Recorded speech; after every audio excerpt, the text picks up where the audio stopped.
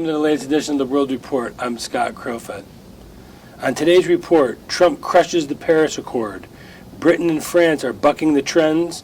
Is America facing a left versus right civil war? One more special election, one more liberal loss. Our history segment asks, was North Korea an accident waiting to happen? But first, our top stories. Feckless Republicans continue playing with Obamacare. More liberal fake news as James O'Keefe's Project Veritas catches CNN producers admitting no evidence but big ratings in pushing this year's long Russiagate nonsense. Joining us to discuss today's top stories, editor of the Beschloss Perspective, senior editor of the World Report, Maury Beschloss. Maury, you've been following politics for a long time. Yes, I've been following politics for a long time. Have you ever seen a more unethical, biased media? Worse than that, I think they are the forerunner of the attitudes that seem to be pervading. Well, certainly they've captured the Democratic Party. The Democratic Party is their ally in putting out any kind of lies and misconceptions that they want to or can. And nobody challenges it. That's the worst part of it. This is, I hate to make historical analogies, but this is why vicious dictators like Hitler took over, because Germany in the 1920s was like the United States. They had a parliamentary government, they had their problems and so on. But then suddenly unemployment got into the picture and people lost their jobs, and the American banks were calling loans in Germany. And this opened up what was turning into an anarchy, into a dictatorship, and the people that lost their job, they didn't care who's going to run the country. Anybody that would give them a job and give them, let them make a living and raise their families, they were satisfied with. So CNN was actually caught on undercover tape, producers, saying that the only reason that they were doing this was for ratings, and Trump has meant big ratings for these liberal news outlets. So we even know that it's fake news. They're the ones pushing the fake news, and yet they're allowed to get away with it. This is, in my opinion, journalistic malpractice. It's creating this, in this country, a wider anarchy. There doesn't, the respect for values which made America great seem to be flying out the window. The idea of sanctuary cities, can you imagine this happening 50 years ago? That would have been considered high treason, having a sanctuary city or even a sanctuary state. And all the idea of opening up the borders to anybody who wants to come into the country without even looking at their background.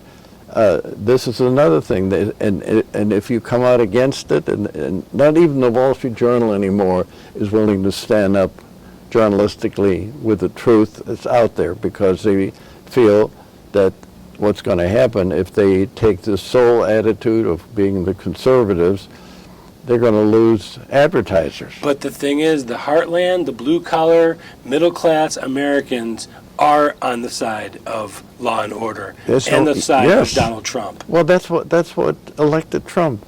No, I was thinking the other day, what if Trump had not been nominated? The Republicans would have lost. The only Republican who could win that election was Trump, because they saw real change coming forward. And the only guy that would call it like he saw it and say what he was thinking and thinking what the American people were thinking. He was part and parcel with everyday America, and that's the part the Republicans and the Democrats have lost complete sight of. Well, first was the Democrats, and the Democrats had a choice 8 years ago, maybe by now 9 or 10 years ago, either Hillary or Obama. George Soros, who has financed both of their campaigns up to the hilt, had a meeting with Hillary and with Obama and said, look, let's give Obama the shot the next 8 years, and Hillary, you'll follow right up afterwards. This I got from information that is valid. Right now, if Hillary ran, it was too shortly after her husband. This way. And they felt they could get a lot more accomplished going with the African American than they could with the female. That's all gender identity politics. That's part of it, and the fact that they wouldn't challenge the African American because... And let's be honest, he's a lot sharper, a lot cleverer than Hillary Clinton ever dreamed to be. Well, no question, but again, something that's little known is the fact that Hillary Clinton was going to challenge the Michigan and the Texas delegation because Great point. that could have given her the votes for the nomination. And then suddenly she gave up. And she gave up because of what I mentioned about the financing that she got from Soros and others. And knowing full well that she would be the follow-up candidate after Obama won the election. And like you said earlier, had it been any other Republican, any one of those 17 candidates, they would have gotten their butt kicked. True. And you know, there's another irony involved there.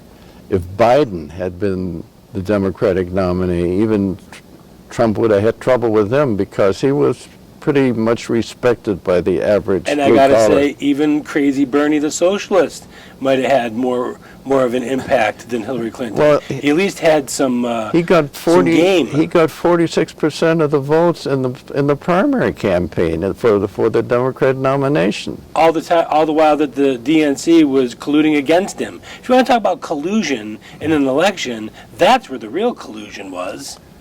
What is very disturbing now as we go into the present and the future is the fact that the Democrats today, I don't care how far left they are, it won't make any difference, they are trying to hang in there by their fingernails. They'll say anything they want to say, and they'll do anything. You mentioned about the untruth, the fake news.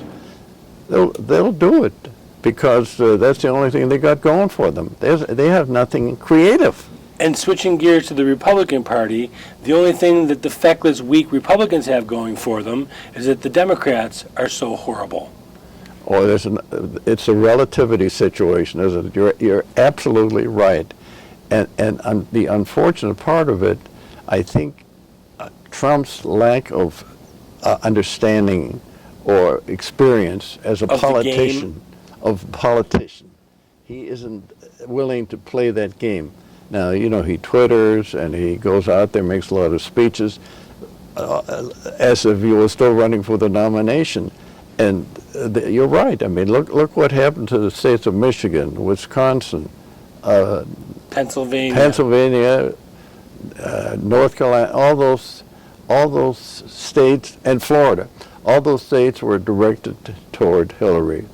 They didn't think he had a chance. They never thought Trump had a chance because he couldn't even get 270 electoral votes. Well, he wound up with 306. And even while he's got this media colluding against him, they want to use the word collusion, we'll use it. The media colluding against Trump, he still has jobs coming back to the country, factories being built, inventories being supplied. He's doing what he said he was going to do. I think right now, as we speak, very concerned about this healthcare thing. You know, as what again, most people who don't know all the detail, the Obamacare is exploding. It's absolutely turned out to be worse than anybody expected. But let me ask you a question from a strategic point of view. Yeah.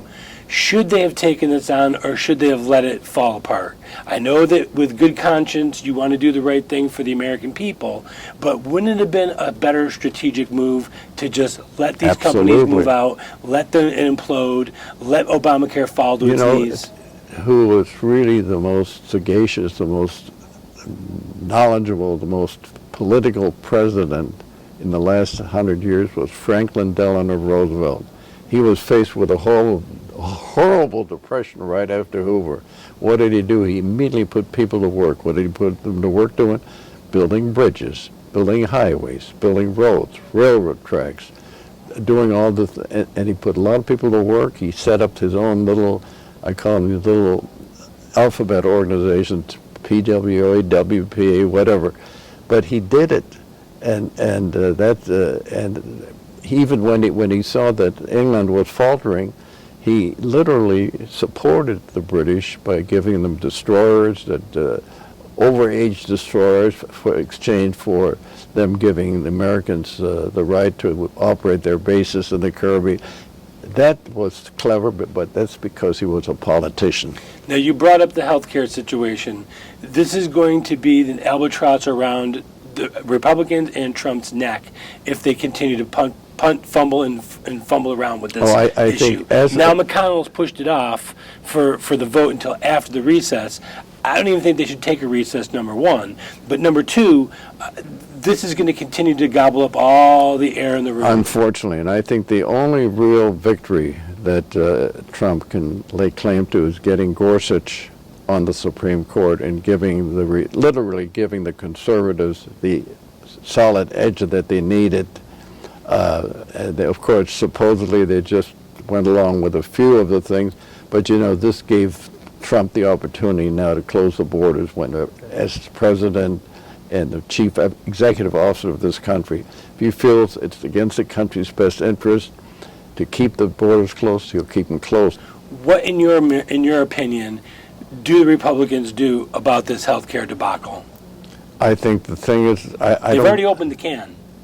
Well, the point is, as you very wisely said, they should have pushed that aside, let it fall apart, but he didn't. He immediately had to come up with, how can you come up with something that nobody's going to agree on? I mean, you know, I hope I'm wrong as we speak, but I don't think there's a chance they're going to pass a health care bill. I'm very disappointed in that move.